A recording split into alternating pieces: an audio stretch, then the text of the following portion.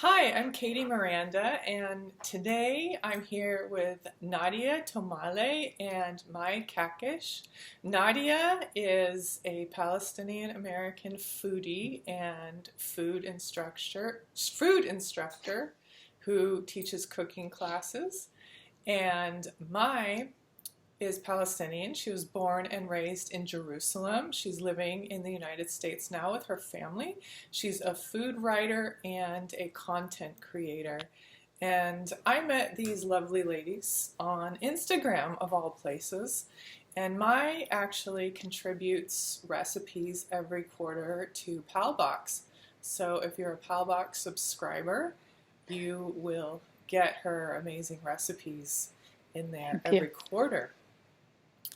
So we are going to talk about food today, and I haven't had breakfast yet, so I'm going to be very, very hungry, and probably our listeners will be too, but that's okay because they can find Nadia and Mai on Instagram and get their recipes right off Instagram. Can you guys share your Instagram names? And we're going to put this in the description below the video too.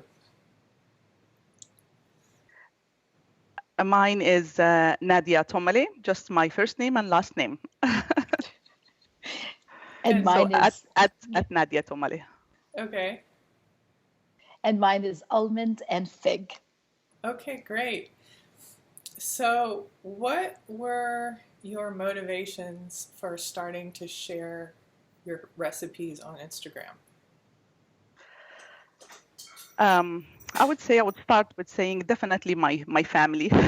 I wanted to share the experiences that I had with growing up with my kids and preserve these experiences.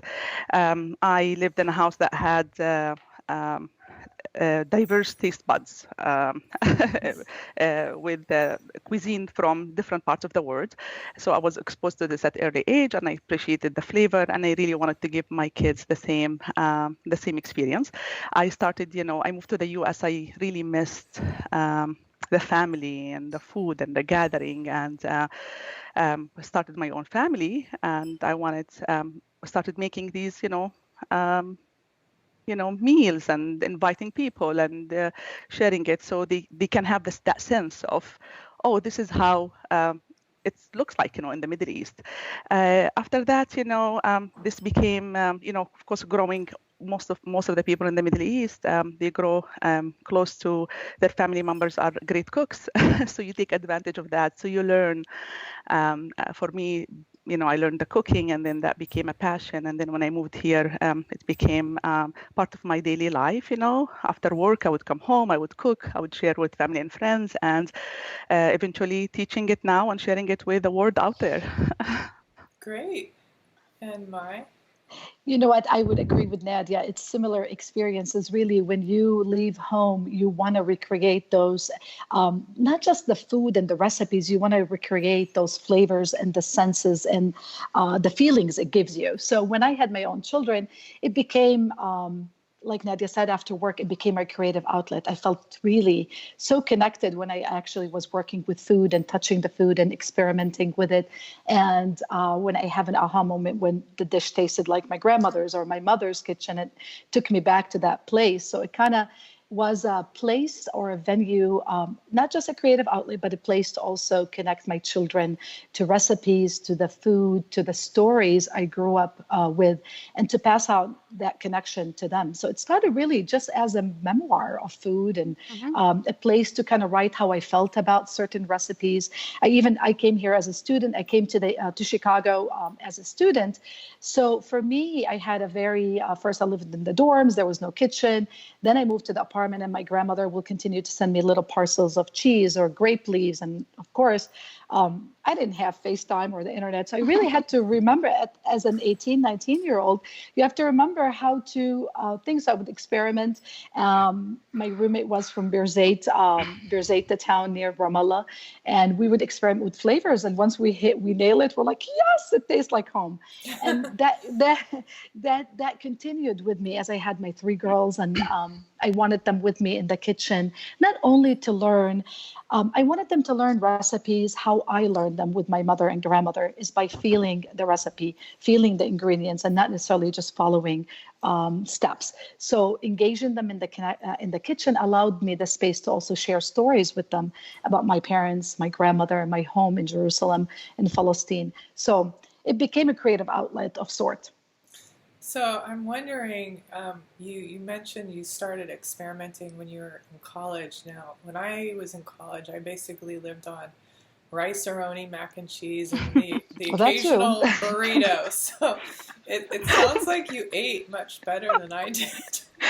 I remember there was a dish my roommate and it was Nadia, you'll relate, mluchiyeh, right? Mluchiyeh, of course. Yes, it's like spinach. It's a green leaf, and we Palestinians love this stuff. So my roommate, coming from Birzeit, and here I am, we cook it differently. A fight broke because, do you add cilantro? Do you take out cilantro? I didn't know. How much garlic? So I added it. It smelled and tasted like my mother, who I think makes the best mluchiyeh in the world. But we both didn't agree. So, I mean, we did eat our share of ramen noodles, but in our spare time on the weekends, we tried to kind of play around in the kitchen, especially when my grandmother would send these dried mluchiyeh bags. I had no idea what to do with them. So the first time I actually dumped the whole thing with the chicken. I didn't realize you have to hydrate the leaves. I mean, so I've done my share of experiments in the kitchen. I was fed very well during college. Did you live at home? No, actually, I lived also in the dorm. I was away. I studied in Jordan, so I was about 2 hours away from my home. So I lived in the dorms. But I started cooking at a very young age. I just loved being in the kitchen, and I'm always was looking for these recipes. That I want to make this like my auntie or my, grandma or my mom. So I was cooking. So I was lucky to have my family that supported me. So I usually used to do that almost the Friday meal for them, especially when I come from college. They will give me, okay, Nadia's cooking today, for us. So Friday became, my experimenting. I used to experiment on them a lot. So, and this is, I think, how just the food evolves for me, the cooking and the recipes, and as May said, just the sharing, also the stories that comes with these recipes, just you feel that connection to it. Yeah. So you guys were working on a project called Truly Palestinian. Can you tell us about that? That's Nadia's project. Yes. Oh, okay. So this project is, it's in Arabic, it's Palestine Dairy. It started as, small project. We did not have any expectation of we didn't have what to expect, how many people will participate. We did this this project with, I had a partner in Jordan. Her name is Sausan Abu Farha. And we worked with Cookpad Arabic actually in Lebanon. It's a platform in Lebanon where you can create your own page in Arabic and start, logging your recipes. The idea was to make sure, to revive certain recipes, to dig deep and get all these traditional recipes that we started losing, and document everything in Arabic, in the Arabic language. Start with our mother language, and then maybe, later, explore other options. We, as I said, we didn't expect what the reaction is going to be. So slowly, people, we talked about the project. We people started, connecting with us and contacting us and saying, would like to participate. How can we participate? We ran it for 10 weeks, almost, and we divided it into sections. And this was a great The result were amazing. We almost documented more than 500 recipes. Wow. People were just eager to really participate and share not only the recipes. They shared, stories that come behind these recipes. It was actually sad to announce that, okay, we're going to be finishing up. People were like, why? You still need to share more. But of course, we had a time frame that we needed to stick with. And of course, Cookpad, they were just an amazing help. It made it easy for us, to encourage people also to, because we hosted all these recipes, and then now all these recipes are in one place where you can actually search for them. You can create a link and send it to any friends and family if they want it. It was just really nice. I loved working on it. The result of that project was we couldn't just end it like that. So we decided that, Cookpad helped us create this ebook, the first kind of group effort ebook, for Palestinian home cooking. And actually today is the releasing date for that. So I'm very excited, very excited, to later on, share it with all our, Allah Barik Fiki, with our, followers and all the people that participate, because we really, really had people from all over the world participate, and May was amazing. She was so generous to help us with, recipes and document these, in Arabic, and just, it was just amazing, the support that we got from everybody. So we're thankful. You guys did a fantastic job. Fantastic job. Thank you. And how can people access this?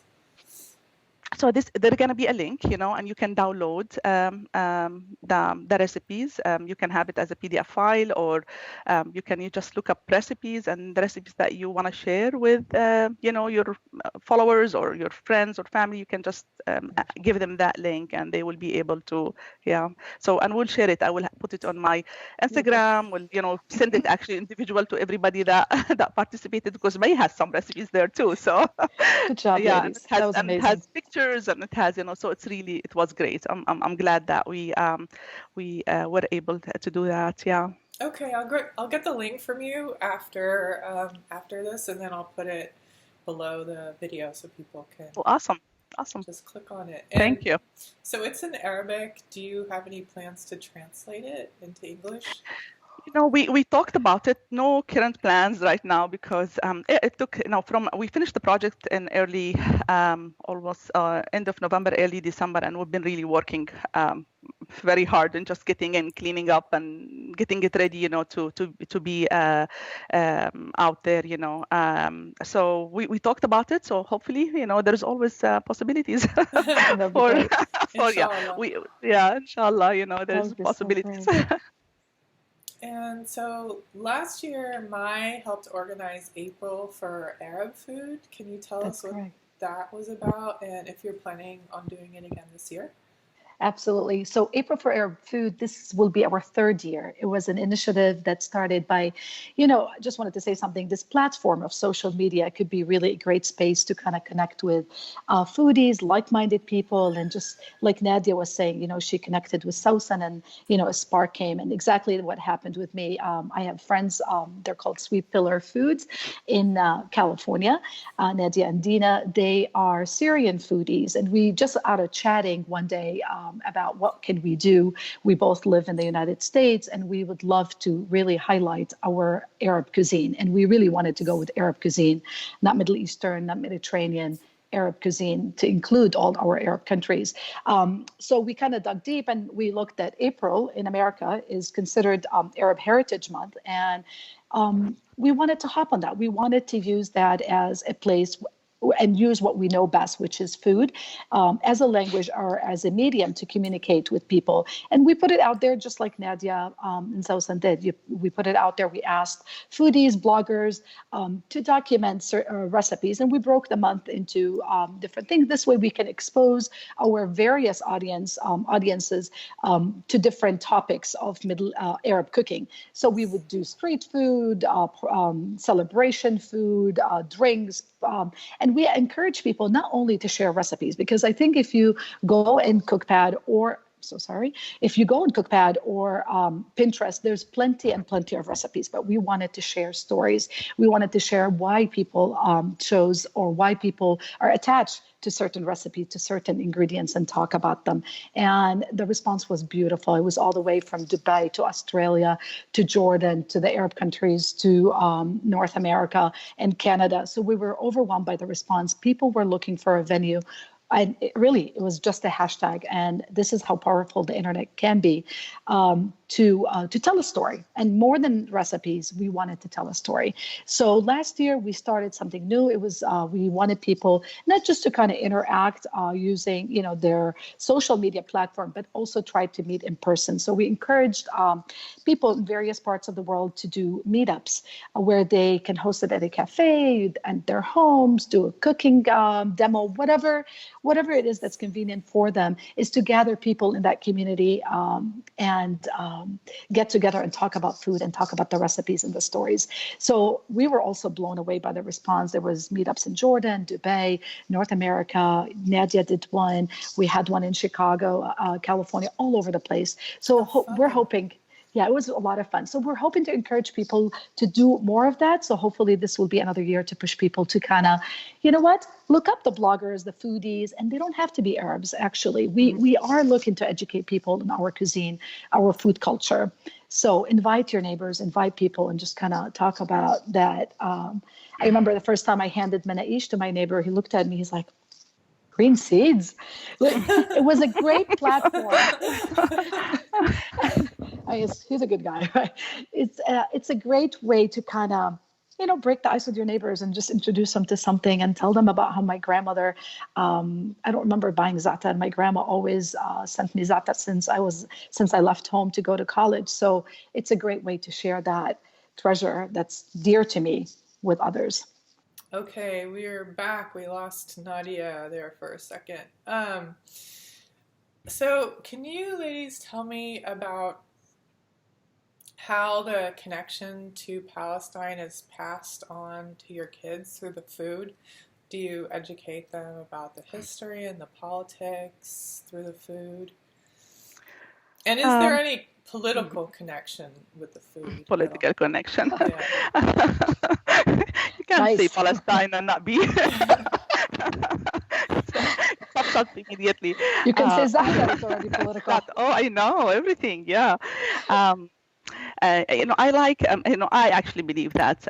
Like if even just take the food a little bit out, I think it's so important to raise our kids on having always the sense of pride in their heritage and their culture, and then bringing food in just makes it so easy to strengthen that connection. I think that strength from the food comes because really our food is delicious. I always tell people it's delicious. So it makes our kids, for me, my experience with my kids is, when I make something, they want to take that and share it with their school, with their friends. They ask me to host, events for them. I always say that our food comes with so many, like May said, comes with stories, it comes with memories, it comes with these just, culture and heritage stuff that you have to talk to your kids about it, and you need to share it with your kids. So again, to strengthen that connection, I always take the advantage of, let's say, the olive oil harvest. If I'm making msakhan, I make sure that, I talk about, my experience as a child, and, eating the msakhan, the celebration that comes with the olive oil harvest, with pressing, with tasting, with cracking the olives. All of this is just important stories that we need to tell for them to actually carry on and share with the community around them. Another thing is, taking them and encourage them to go on the trips, not only Palestine. I always encourage them to experience this hospitality, the Arab hospitality, through visiting visiting neighboring countries, if it's Syria or Jordan or Lebanon or, Egypt, we kind of, take them around. I have 3 boys, so I like them. I like for them to always experience that, for themselves and hear these stories, not only from Mama and Baba, from also their grandparents, from our friends, neighbors, for friends that they make when they visit home. So if you're saying, is it political? I don't think you can say Palestine without being perceived as political. I think at the end of the day, I'm Palestinian. I am a proud Palestinian, proud of the heritage, of the culture, of the food that we have, and I like to share it. I take every chance to share it and celebrate it with the people around me. Unfortunately, you look at the situation right now, and I think there's more need and urgency right now for all the challenges that facing the Palestinians too, that we focus on and make sure that we celebrate this and we actually spread it and we talk about it, to save our identity, to save, to create this feeling that this is part of our heritage, this is part of our struggle, and definitely food is part of it,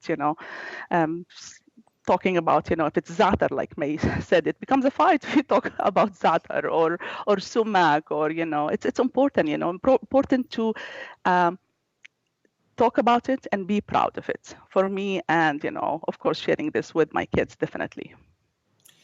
Nadia, it looks like I'm frozen again. You're frozen again. I didn't want to interrupt you because you were really saying did you hear me? Did you hear me well? I heard you, yeah. I'll end the call and then call sorry, back. Guys. I'm sorry. Oh, don't be sorry. Yeah. Okay, so we're back. We're having a little bit of difficulty with Nadia's camera, but we're just going to continue. So, Mai, do you have anything to add to that? Sure. I mean, yeah, go ahead. Go ahead. I definitely relate to how Nadia, I mean, we're raising, she's raising 3 boys, I'm raising 3 girls. And it wasn't until my girls are born that I realized, before they were born, I'm here on my own in the US, and I'm thinking, oh my gosh, how would I teach my kids how, American lullabies and fit in this culture? And after a while, I've learned how to do that really well. And then it became the other, when they became a few years older, I realized I really wanted them to be in touch with their background, with their, my husband he's Jordanian, Palestinian American. I am Palestinian. I wanted them to be connected. I wanted them to know my grandmother like I know her. I wanted them to be connected to Palestine the way I see it. So besides taking them home on trips every other year or so, and spending the summers there, the kitchen is the easiest place to start. I love that. I continue to encourage families and friends to have their kids in the kitchen, because that's where the best talks happen. Whether you're a kid, whether you're an adult, it's just so easy to do things around the kitchen table or as you're chopping. So they were always part of my recipes and creating the dinner or the lunch, or on the weekend making their own dough or whatever. And it was an opportunity to kind of, talk about stories. And it came really natural. If, we're making menaish and we talk about how Siti makes the za'atar. And now my mother, when my grandmother Siti does her za'atar in the springtime, she will go upstairs and record videos and she'll send them to my kids, and they really appreciate the process. And it takes steps. You got to start with them at a young age, and baby steps to get them to be interested and really to show pride in the process. When they are younger, I remember my daughter, Nadia, packed grape leaves to school because Nadia loved Arabic food and Palestinian food in particular. So she insisted that she would pack grape leaves. Of course, everybody laughed at her, and she came home and she said, people said that I'm eating leaves. And I said, So it was an opportunity to kind of sit and talk about that. And now that Nana went to college, she goes, Mom, when you were young, you really tried to fit in, but I'm so glad I could stand out. And to me, I feel like, you accomplish something by kind of working your kids through these. I mean, it's okay. Kids don't eat grape leaves in school. I mean, they eat other things. They eat peanut butter and sandwiches, and so does she. But I think it's important that she uses this. And now that I'm a food blogger and food writer, it actually brings me a lot of joy that my kids actually tell their friends about my blog. So in a way, yes, they do make fun of me for recording videos. We know that. But when they talk about it in front of their friends, it brings me a lot of joy that they're actually, directing their friends to use that hummus recipe that's on my website versus something that they would find on Pinterest or whatsoever. So I think food is an easy way to get kids involved with you in the kitchen. It's a great platform to tell stories and connect people.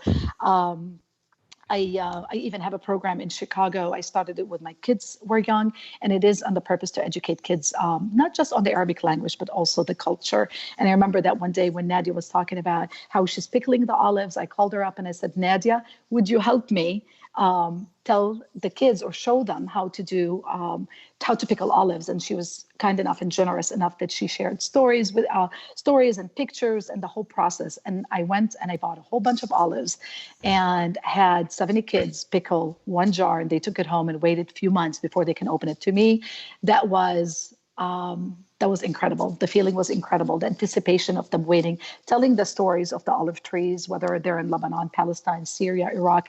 I think that whole process that came out of the simple, humble olive was incredible.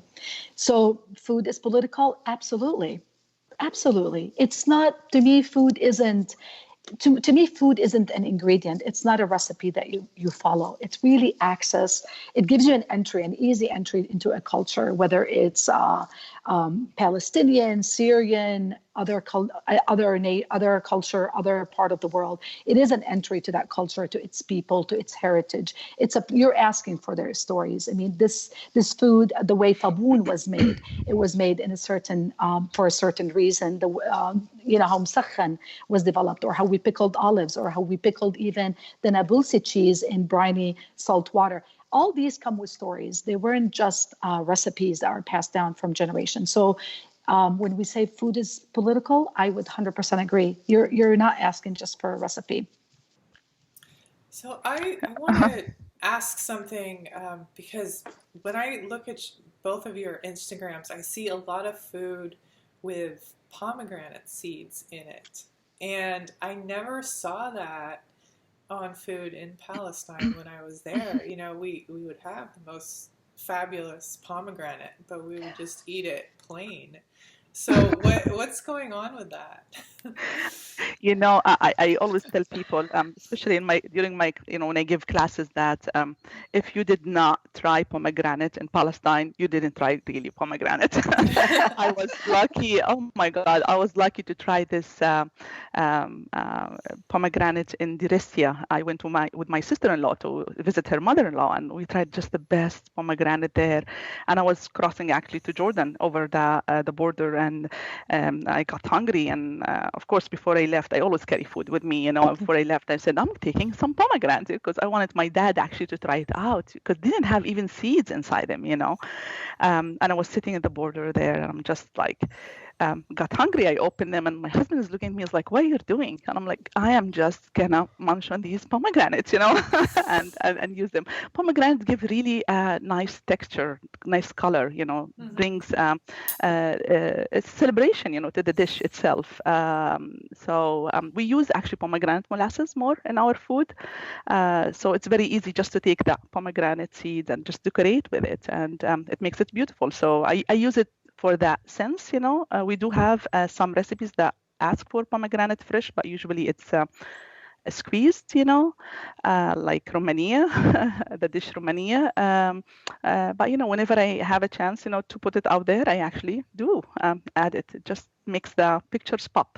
Yeah, it sure does. Yeah, it has a beautiful texture, a nice acidity that it's not like lemon. So it's kind of that pop of color, that pop. And some recipes do call for, pomegranate. Some recipes are not. Pomegranate would be a nice addition, like as a like on legume dishes. I think it really brings out the dish. But yeah, not necessarily a traditional twist on serving it, just a garnish.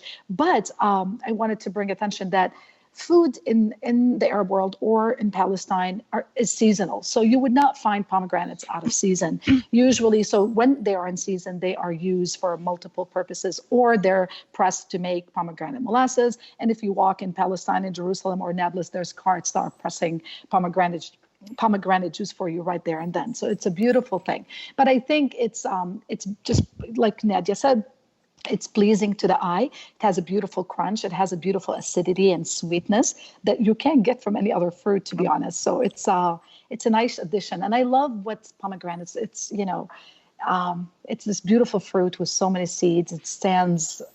It implies life to me. I love it. I love it too, and I actually just bought some. I know it's totally not pomegranate season, but I bought some at Trader Joe's, like already picked. Oh, seeded. Seeded. Yeah. Because I saw your salad, the spinach and feta and orange salad with the pomegranate. I thought, oh my God, that looks so good. So I have some of that in the fridge, and I'm going to make it today. I love that. I remember Siti will sit, and we have a pomegranate tree. My grandfather was an agriculture engineer. So we have this beautiful, well, not so lush garden anymore because my grandfather passed years ago and my grandmother is aging. So we have this beautiful garden outside our home, and it has pomegranate trees, olive trees, fig trees, and so on.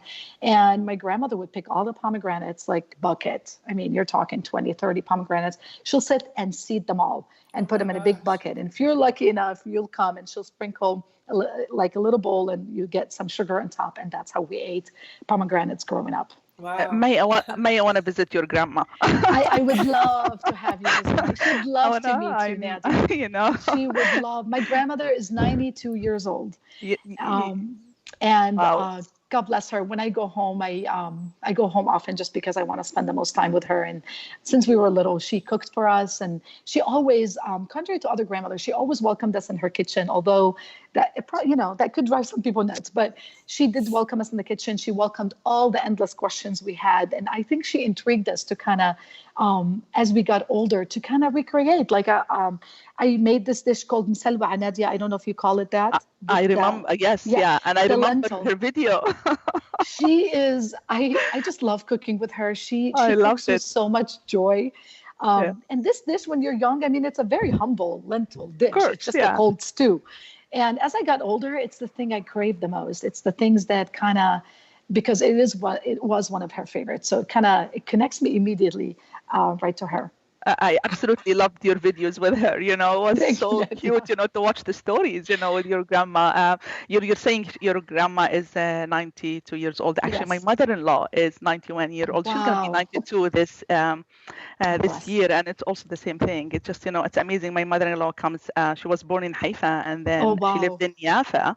And then, you know, my family, they come from a village from Annaba. So to see just the difference, to see the difference in the, like, you know, you're living in the same country, but the difference in like the way you cook, the way, you know, the flavors that comes. I just loved, you know, exploring, you know, this option and this option, and just it's amazing. And she's a great cook. She's a great cook, my mother-in-law. So I was really lucky to also, I can relate when you say that you walk into your grandma's kitchen. She always welcomed us, and she always like shared all these like in and outs. And she lived in Tulkarem, so she makes the best, absolutely the best مسخن, you know. And I can imagine. got to learn the real مسخن from her. So so it was really, so these, you know, and as May said, like these stories, like when you and experiences, when you tell them to your kids and let them also experiences, it makes just a huge connection, you know, the huge connection to the land, the huge connection to, you know, the culture, the language. It just, you know, I love it. So Nadia, you teach cooking classes in Seattle. Can you tell people how they can take your cooking classes? Oh, I do teach cooking classes. I'm lucky actually to be in different places. The main ones that where I do cooking classes, it's called the Pantry Seattle. They release their schedules every season. Actually, it's coming next week. It's coming for the spring season. And it's, you just need to go to their website, the Seattle Pantry. Classes sell out very, very quickly. So always, there's need, hopefully we'll add more and more classes as we go. But I always tell people that if you see it full, just put your name in the wait list because last minute things happen, The classes that I give are actually focused on home cooking. Middle Eastern food, of course, in general, but then, more of home cooking, Palestinian home cooking. And I tell people, usually I get the question, where can you get this food? Where can we find it, outside? I always say that you have to make a good friend with an Arab person from Lebanon, Syria, Jordan, Palestine. I guarantee you that you will be fed really, really well. These recipes that we have, the home cooking that, we're used to, you don't find it out there, So I like to teach it because there is the stories that comes with it, and I wanted to share with the community around me. So these classes are the perfect, I really enjoy them. Like one of my favorite thing to do for me, like when I walk into my classrooms, it's like, oh, that's my happy day, my happy place. I do that Seattle Pantry. I have another place. It's called the Works in Seattle. I'm just going to be doing some mezzi classes. They don't have really a big kitchen, but I will be doing, we're going to be exploring some just little mezzi trays that we're going to be doing. I also teach occasionally in the Orchard Kitchen in Whidbey Island. We're friends with the owners there, and he loves, the food and the flavor, and he keeps asking me, would you like to come and just teach a class? So we just finished one actually 2 weeks ago there. I do have also some people request, it's upon request private, and this will be in my home, and they get to have the full experience. the culture, the food, they get to cook in my kitchen and sit on my table and actually enjoy it. So I tell people just you need to send me a message, and I will be happy to organize it for you. Other than that, I share where I'm teaching through my stories on Instagram, and hopefully soon it will be on a website where if you look my name, it will show where I'm teaching. So Nice. yeah.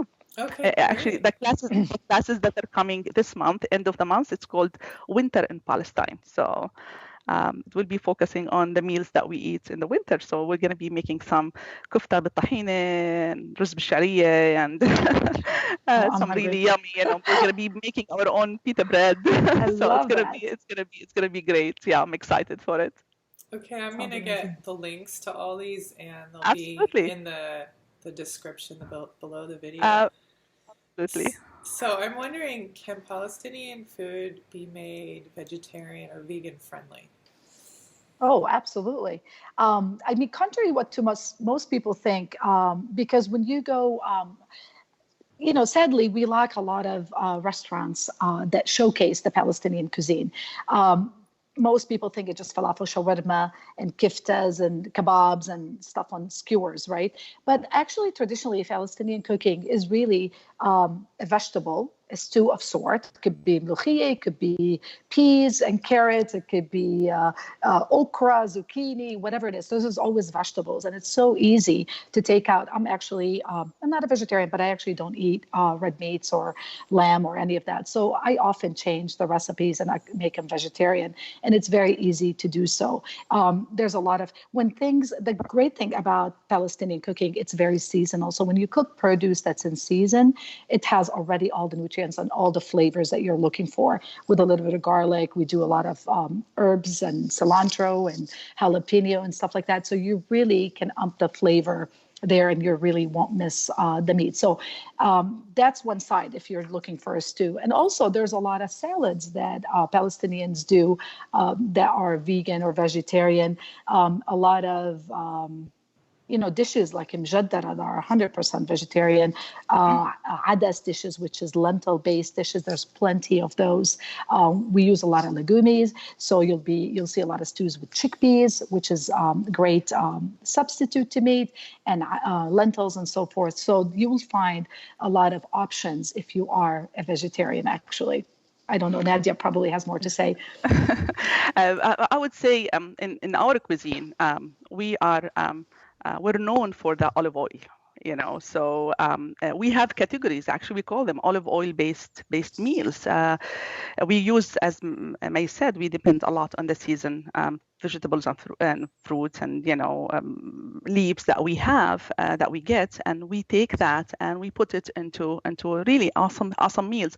I tell people usually when they ask me about, especially like when I'm doing cooking classes, sometimes I get requests, can I make this the main meat, can it be part of it vegetarian? And I'm like, absolutely. So I always do that accommodation because it's so easy to accommodate. As I said, our olive oil is the base for most of the dishes that we make. And if you even look at the meze or the appetizers or the side dish that we have that we eat in regular basis, they're actually vegetarian and vegan. Absolutely. So it's so easy. It's the easiest,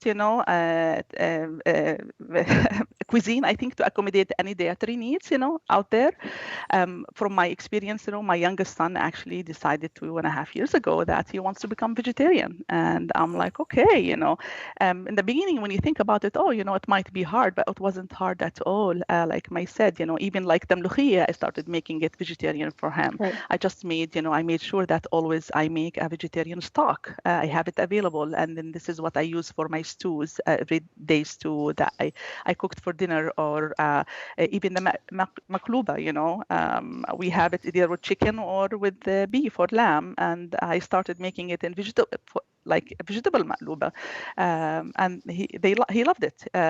All sorts of stuffing that we make for zucchinis, eggplants, grape leaves, chard, all of these stuff, you have these amazing ingredients, flavorful in season, and you just make the mixtures that fits. And it's so easy, and it's very known, and you provide it on the table as a vegan or vegetarian. And this is how, so it's very easy. I think it's just so easy, and not only easy, it's very delicious. Like you don't compromise the taste when you make it vegetarian or vegan. Yeah. And actually, also, I mean, although Arabs in general and Palestinians love meat, but it's used often for, like, if you cook a lamb, it's for celebrations, for Eids, for festive occasions. So, and Palestinians are known for foraging. We love my sister's mother-in-law is the most incredible forager. I mean, she lives in Rene, it's close to Nazareth, and she would just go up the mountain by her house and forage. I mean, she will collect hindbeh, khubeze, حوارنة, all kinds of greens. Actually, some I know, some I have no idea what they are. And she will, a simple saute with olive oil, like Nadia said, garlic and lemon juice, or tahiniya or something like that, will really bring so much flavor into these dishes. And this is how my grandmother loves to eat. She actually loves just a simple saute of greens with bread. May, I have to agree with you, because my mother-in-law does the same exact thing. For her, the best lunch is just some greens, she sautés. And I learned something while, cooking also is, we talked about pomegranate molasses, like adding just a hint of pomegranate molasses just elevates the meal to totally different level. I always tell my student that I call pomegranate molasses the deliciousness of our cuisine, just the flavor that it adds there. So yes, you can take any just ingredients and make it into an amazing delicious vegan or vegetarian meal. So what is the secret to your gorgeous food photography on Instagram? Because I try to take pictures of the food I make with my iPhone, and it's just doesn't hold a candle. Well, thank you, first of all. I think honestly, it's I think cooking and styling and photography, I'm not a photographer by any way. Most of my photos are done on my iPhone. Oh, okay. If I work for something that's going to go in print or for a client or something like that, I would use my camera to get that certain resolution I need and, whatever, depth, all that stuff. But usually all my photos that are my recipes are usually done with my iPhone. I think it takes a lot of practice. And cooking and styling is a form of art. It's, some It people are so is. talented, like you are, Katie, in jewelry making and the beautiful calligraphy you create on your jewelry. It's a form of art. And I think when I envision a dish, I envision how I want to draw it, actually. I envision it like a picture and and my setup is very simple. It's usually, I love my whiteboards, very simple, minimum props, and just let the food speak for itself. And my number one secret is light. I like to photograph during the day, which means you have to rush you have to Meat. plan for exactly. And just light and takes practice. If I keep my photos I started Instagram maybe 2.5, 3 years ago. And I look at my photos when I first started and I actually keep them there because it's a great reminder how much when you put your mind to something and heart into it, how much you actually will grow with it. So I really think you That- should sell your food photos as prints. Like I told you that before, but yes, they're that gorgeous. It's I not just the appreciate. color and lighting, it's the composition too. It's like, Thank you, Katie. I wow. dream of it as a picture. I dream of it as a something. When I create a dish, I envision how I want to draw it. I don't necessarily draw it, but in my head, I Hmm. actually would get up in the middle of the night, think of a recipe, and think of how it would look, and then I just kind of translate that and play with it. And sometimes it works, and sometimes it doesn't.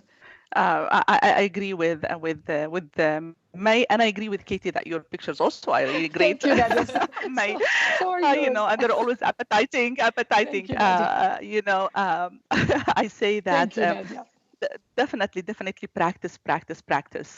As May said, like if you go to my photos, I used to take my pictures and my food pictures with my iPhone, and slowly, I developed. I have to say that I'm lucky that my husband, one of his hobby is photography, so he Oh, would give me like hints, like you should, like when I used to take photography using my phone, he would always tell me like, you have a good eye, you like to organize things, you have to put, and I have obsession with how the way that need to be things how need to look in a plate.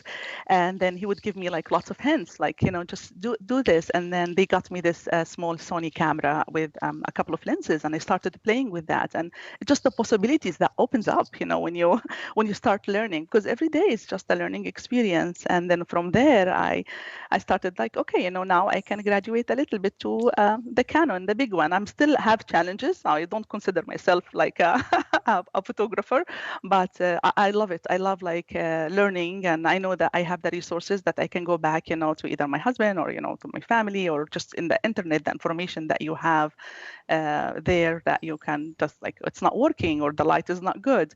As May said, I like light is very important. I like to take it in natural light. For me, it's a challenge in Seattle because that's right. I have a very, very short period during the day to take it. So it's like between, I would say 9 in the winter, between 9 and 1 p.m. that you have to have something ready and, style Right. it. I also say that you should, I tell people that, sometimes you have something in your mind and you think that's going to be wonderful and perfect. And then when you set it up, it doesn't look like you imagined it. So it's okay. Just go back and retry again. Right. Sometimes, you're like, it happened with me several times. I would be sitting there and I just get hungry and I start just nibbling in the food. And I'm like, oh God, I need to make another plate now. Nadia, when was the last time you ate hot food? I stopped taking pictures, especially when my kids are around, because Right. there will be complaints. So I started making sure that they have their food, and then I always have something because also when you Yeah. take pictures, you want to think about the sizing of the plates, and so you cannot, like when we cook meals, we cook it in a bigger serving dishes. So usually you want to think about how you want to serve it. So I always have like part of the food on the side, and usually actually I cook it, and the second day sometimes I take the picture, so it doesn't need to be the same day. No. Just practice. If it doesn't work, that's okay. If seek help. Sometimes if something doesn't work, we have some bloggers out there that put lots of hints and tips. So I encourage always people to scroll through pictures and information, because every day you learn something. And and I think let the food speak for itself. I think sometimes we get, when we first start, at least, you get so into things, styling and stuff like that. I think that if let the food speak for itself, and whatever garnishes you use on the food, make sure that they are part of the meal. And they're not just, just flowers and things like that are not necessary. So I think when you do that, the food will actually speak for itself. It looks a lot more vibrant. It looks, if you're serving lamb stew or whatever, let the lamb shine, and the vegetables or whatever it is. Katie, we were saying that pomegranates. I'm going to go back to the pomegranates. One of the pictures that I posted recently was of a soup. We don't put pomegranates in our soups, but I did have some embroidery piece in the back, and I wanted to pick up the color from that. And what was there? I had a pomegranate actually sitting on my counter, so I opened it and I just sprinkled some pomegranate on top of it. And it does really, these little textures that you add, or things, you don't need to go out of your way to get it. Sometimes just I go to my yard and I just pick a few leaves of fresh za'atar from outside, or mint, and I just come back and I put it, and it looks it looks, makes the picture delicious. Pop. Yeah. All great ideas. Thank you for sharing. But please go check out my and Nadia's Instagram. I'll put a link below. They post videos and beautiful photos, and I love this video Mai did. It was a video of her and her daughters baking a cake, and the cake looked so good. And they put lots of peanut butter in it. Then it ended up being no, it was the puppy cake, because you ended up giving it to your dog. So yes, it is. And I thought, I bet that probably did not taste as good as it looked. It just didn't have sugar in it. It was just really sweetened with apples. Really, I have now to go and look for that video, because I did not see it. It was from last year. His birthday is coming up, and I tell the kid, they love to bake, they love to cook, they love to be in the kitchen. And some days you want them out of your way, but I also, like Nadia said, I've learned that to prioritize my day and to kind of plan according to different schedules. So I don't want to be crushed for time, and I want things to be as natural as possible. I wanted them to feel at ease when they come to my kitchen. The other day, my daughter, I had a photo shoot for a client, and I had to do 5 salads in one day. So my kids come to the kitchen, and it's all over the place. They're like, "Mom, what happened to the kitchen?" And they're like, and then my oldest came and she goes, "You think it's just your kitchen?" So they wanted to be there too. I cleaned up and I said, "Go ahead, make your food." So it's important that they're there, and Absolutely. I think this is I have 3 boys, but I always tell them they all have a great taste of food, and they love to cook. So they have a great mom that introduced them all that. I love it. So I always say that my ceilings sometimes have leftovers of the food that's being cooked, but at the end of the day, it's just the experience that they have in the kitchen that makes it the memories that you help them develop. That's and that's in the first place, that's for me why the whole thing started, and I wanted to document and share. So I love it. Okay, great. Well, thank you so much. Thank you, Katie. And check out all the links below, and check them out on Instagram. Thank you so much, Katie.